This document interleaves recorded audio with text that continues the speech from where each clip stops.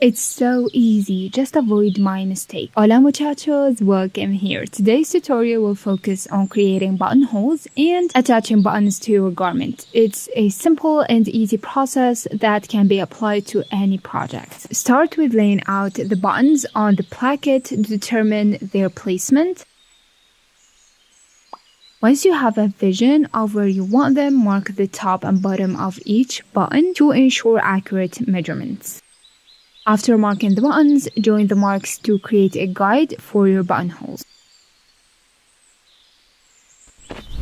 It's time to switch to your buttonhole presser foot. The presser foot has marks that indicate the potential length of your button. Mine was about 1 centimeter, which is 3 marks on the foot. So I aligned the top of the marks to the third mark on the presser foot. Mine was about 1 centimeter, which is 3 marks on the foot. So I aligned the top of the mark to the third mark on the presser foot.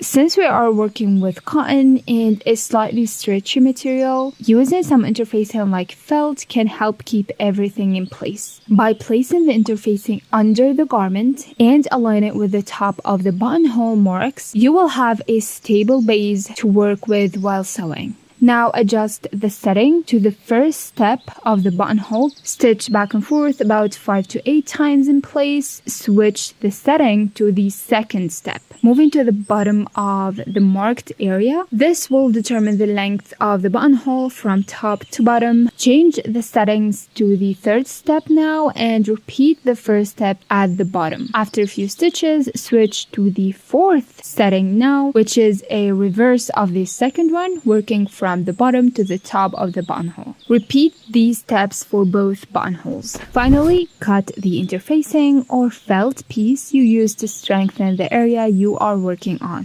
Now, let's move on to opening the buttonholes. To avoid any mishaps, I like to secure the top portion with a pin. This prevents any accidental mistakes while using the seam ripper. Take a look, my friends. I have a tiny buttons thief who tried to steal one of my buttons. Luckily, I managed to save it from being taken away. So I used the seam ripper to create a hole and then used my scissors to open the buttonhole all the way. Next, I wanted to make sure everything fits nicely, and it did.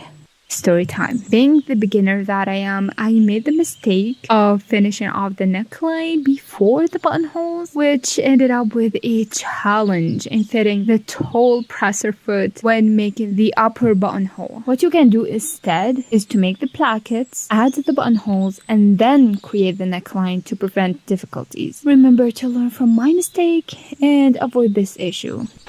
Now that the buttonholes are open, all that is left to do is sew the buttons in place. I match the upper placket to the lower one, and in the center, I insert my pen to make a mark on the lower placket. This way, I can sew my button on exactly at the center. If you're new to my channel, welcome. Make sure to subscribe and hit the tiny bell. If you like crafts projects, we do sewing, knitting, embroidery, and we have so much fun here. Alright, now we are going to use a sewing needle and thread. We will start by going out from the mark, then into the button, and back into the mark. Just go back and forth as you usually would when attaching buttons. Repeat this process for both buttons.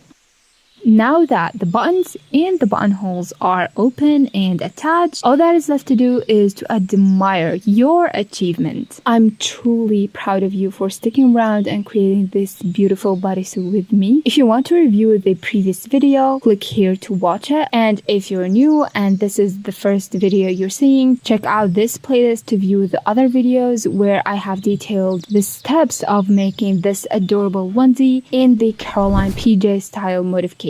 Feel free to leave a comment with your thoughts, and I'll see you in the next video. Bye!